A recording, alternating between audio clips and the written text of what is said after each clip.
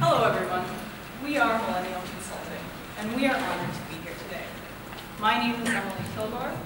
This is my colleague Sam Stern, and my colleague Orhan Marna. We came here today to answer a very important question for you, which is, how do we help you capitalize on your position as a first mover within the Internet of Things space? So we want to help you stay on the cutting edge of this emerging technology and help you sustain your competitive advantage over your rivals. And so we came to the conclusion that TELUS shouldn't be in the market for the Internet of Things, that they should be the market for the Internet of Things. So we present to you the TELUS Data Exchange, turning the TELUS headquarters on South Georgia Street to the new Wall Street of the Internet of Things. And so with the TELUS Data Exchange solution, TELUS will be the broker in the market. It's important to note that TELUS won't own or consume the data being exchanged within this space. We do plan to open the marketplace to all Internet of Things solutions, as well as data exchange solutions. And we intend to be the one-stop shop for all that is the Internet of Things. So the TELUS Data Exchange will restructure the marketplace and connect buyers with sellers. We'll plan on rolling this out in early September under a modest budget of $3 million. And so by transforming the marketplace, we will enable these connections. So the marketplace being open will allow these solutions to be more accessible. The data exchange will also create new opportunities. And so startups, small and medium-sized businesses, as well as nonprofit organizations will have access to solutions that they may not have had previous connections to. In addition, the sales support will be changed to something that is now a value-added service instead of being a cost center. And so TELUS will be known as the Internet of Things broker. I'll pass this on. Can I ask a question for 1 second? What does that actually mean? I.e., what are we brokering?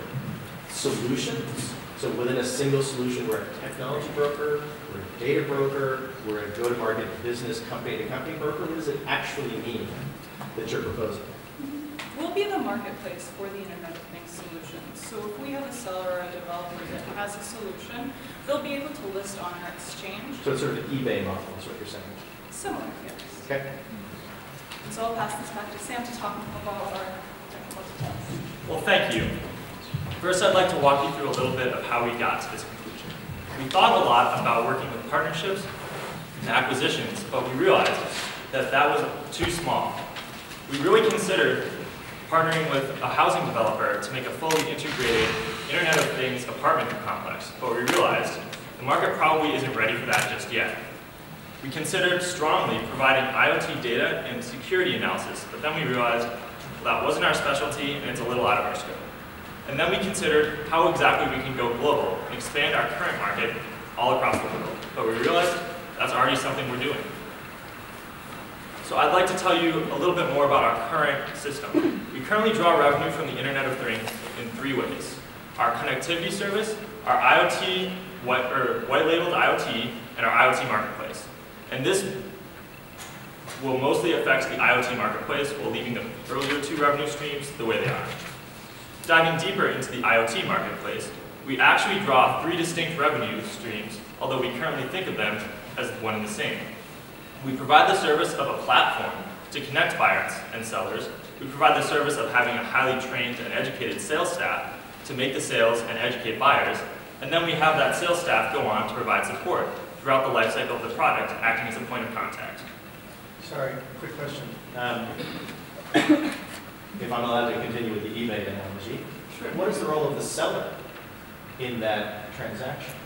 Well, the seller will now have a lot of options as to what their role can be, because we're still going to keep our sales and support staff, but we're going to open our platform so that they could sell it their own way. They could just passively list it up there and hope people come.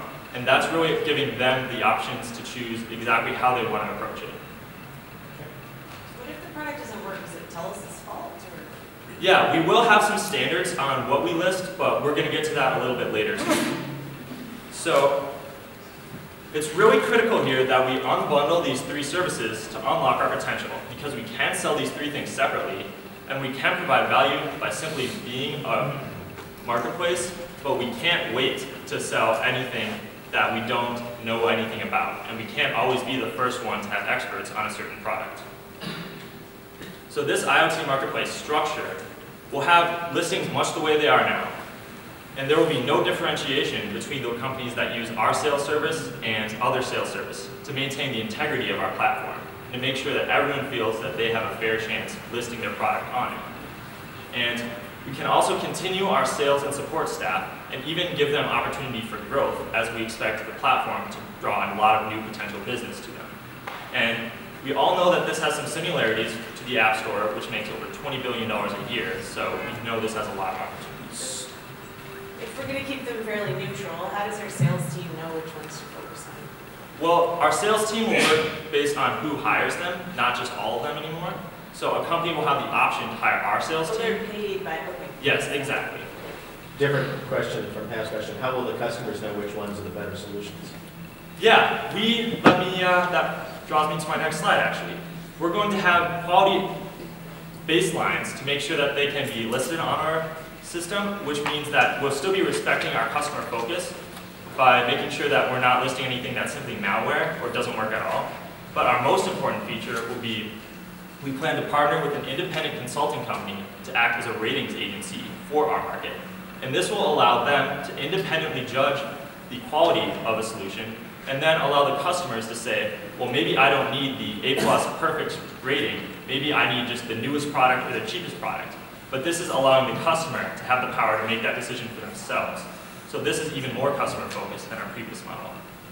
And finally, we are going to have a standard baseline of requirements to list on our exchange. Yeah, this is a follow-up question. Why wouldn't you let customers rate the solutions? Why pay an outside agency? We think we will as well, but we realize that with business to business, there's not going to be hundreds of customers for every product to get a solid aggregate score. And we realize too that you can't just risk buying it and then realizing it's not good and moving on. Companies need to know beforehand whether to risk their money or not. And so we think that this model will serve better. And adding on to this IoT exchange, we plan on building a complementary data exchange. Because more than 3/4 of companies are investing in or plan to invest in big data.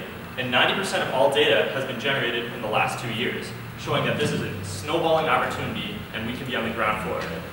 And finally, the difficulty connecting the buyers and the sellers in this market, and the difficulty for small companies especially to find the specific data they need, provides us with a great opportunity to generate value. And many of the IoT systems generate a ton of data that might not be totally useful for them, but could be useful for other companies.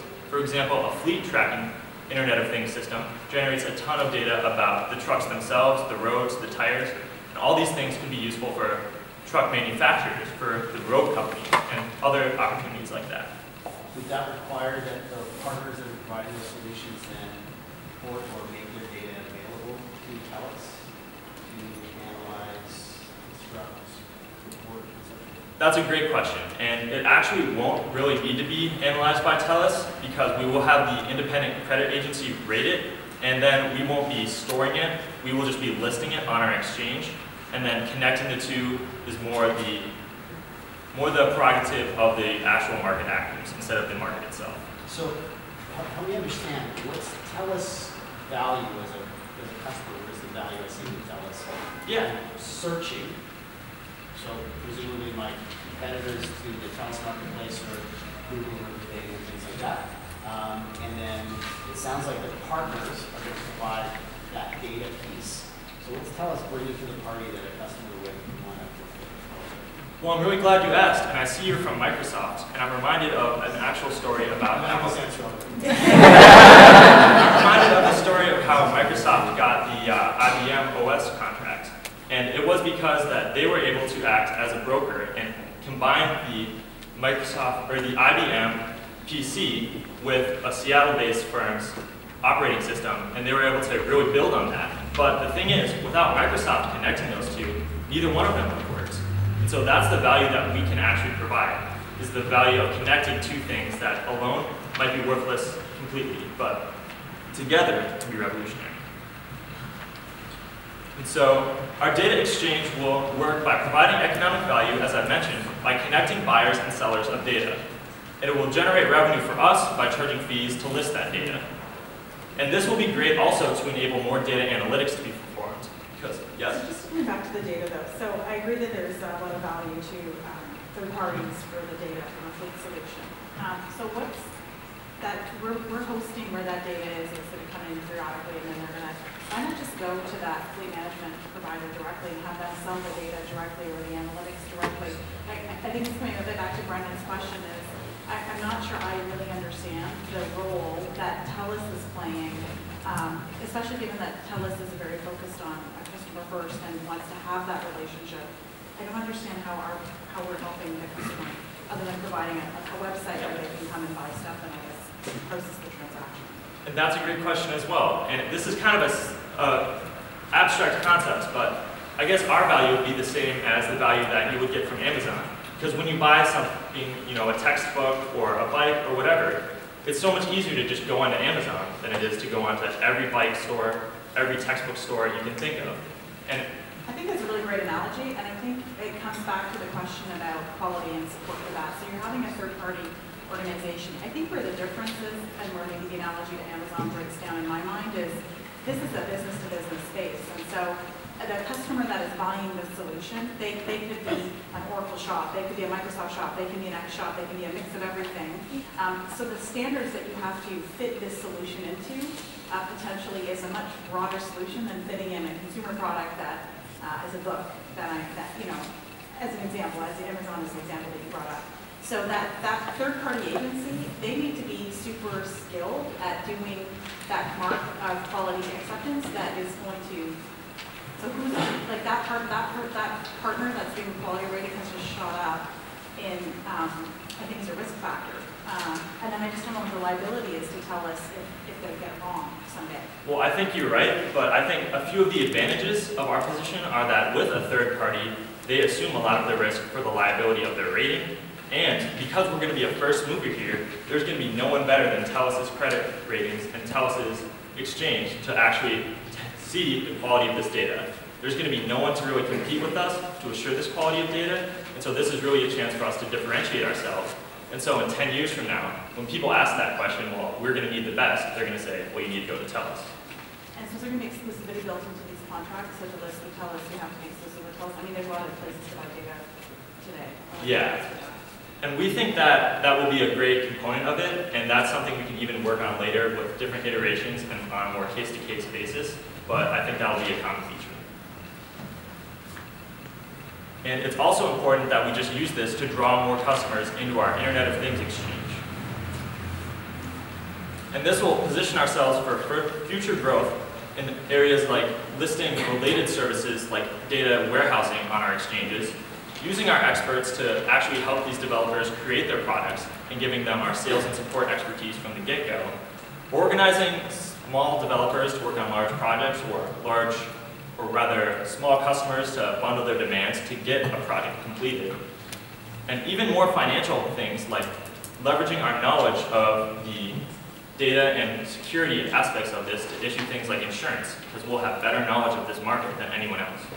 And what are the actual revenue streams from this model? Like how am I making money?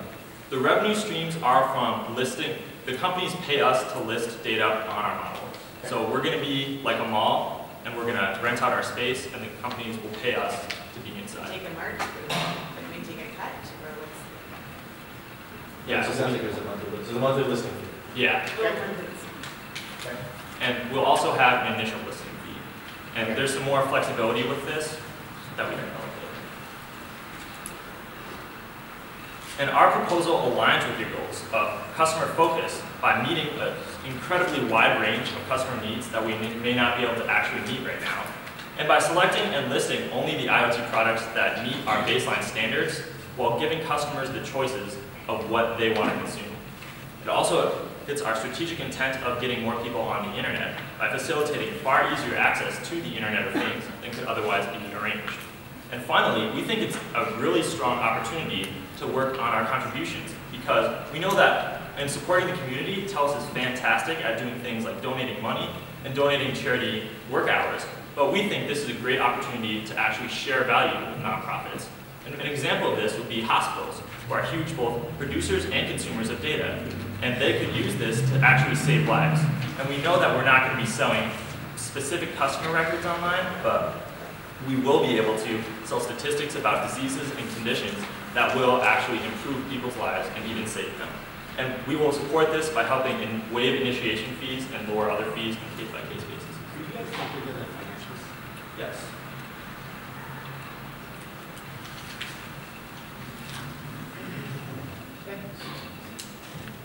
Absolutely. So here are the financials. As you see, the NPV and the IRR make this project an absolute go. The NPV is approximately $4.5 million, and the internal rate of return is 24%. So as you see on this model, our revenues are going to come, as was mentioned before, from the initial listing fees, from the monthly fees, and we're also going to have some commission fees as well. Furthermore, as you see from the costs over here, the major expense, the largest expense that we're going to incur is advertising expense. So, Are you gonna turn the page? if you want to see Yeah, so your management would tell us, and I come to you and say, with the explosion of the Internet of Things and the billions of dollars that are going to be spent in this country, I propose to launch a business that in 2020 EBITDA nets us $6 million. Do you agree like that? Well, once again, these estimates are very conservative. This is a new marketplace, this is a new industry, a new market, so we do not have as much data to back it up. But once again, these are very conservative estimates, and we're absolutely sure that this particular scenario is the worst case scenario that might turn out. It was predicted by Gartner that by year 2020, the IoT marketplace is going to explode exponentially. And therefore, as you see, we're going to grow from 200 products listed on our website to 1,000, and that is a very conservative estimate, so to speak. A lot, but okay.